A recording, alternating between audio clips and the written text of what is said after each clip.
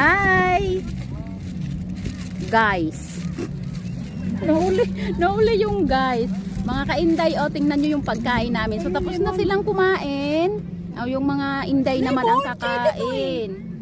Ayan. Meat biryani yan. Luto ni Inday Maricel. Ayan. Tapos, ito naman ang luto ng inday nyo. Yung kanin na may sapran. Ayan. Tapos, chicken sa luna, mga ka-inday. Ayan.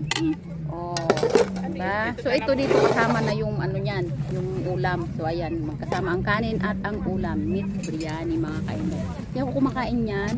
Kasi ito yung sa akin. At saka ito. Ayan. Merong juice. Kita nyo yan, mga ka-inday. Nanghingi ako kay Inday Maricel. Ayan. Tapos ito.